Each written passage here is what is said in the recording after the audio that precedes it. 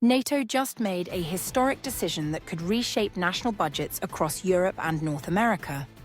At the Alliance Summit in The Hague, leaders agreed to a new defense spending target, 5% of GDP. That's more than double the previous goal. And for many countries, it could mean spending more on tanks and troops than on teachers or textbooks. Back in 2006, NATO set the bar at 2%. Few reached it. After Russia annexed Crimea in 2014, the target gained urgency.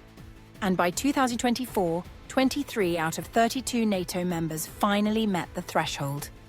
But now, with Donald Trump back in the White House, the pressure is on to go even further. The new 5% goal is split in two. 3.5% will go directly to defense, troops, weapons, ammunition. The other 1.5% covers security infrastructure, cyber protection, ports, roads, even energy pipelines. For Poland, which already spends over 4%, the adjustment may not be too painful. But for countries like Spain, Italy, and Canada, all below 1.5%, reaching the target will require billions in new spending.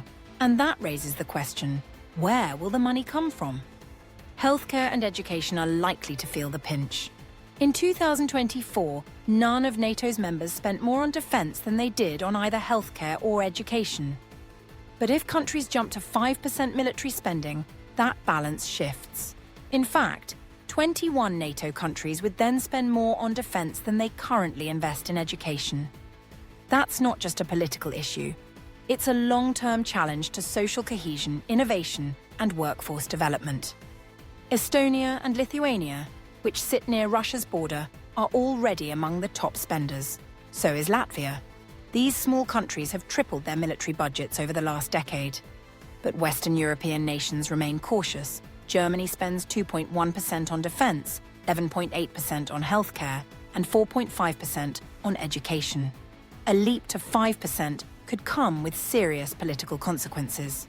In France, the far right has long criticized NATO commitments. In Portugal, Italy, and Spain, voters still remember the austerity years. Asking them to fund a new arms race may not go over well. The economic calculus is also changing.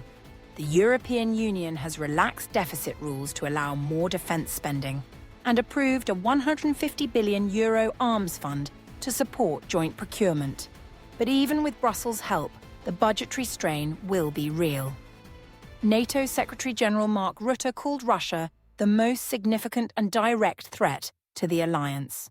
But for ordinary Europeans, the real threat might come from underfunded schools, overcrowded hospitals, and crumbling infrastructure.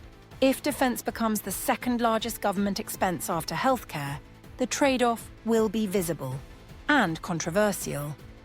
Trump insists that Europe has long relied on American protection. Now he's forcing allies to pay their own way. But the price might be more than just money. It could reshape the entire social contract in democratic nations. Thanks for watching.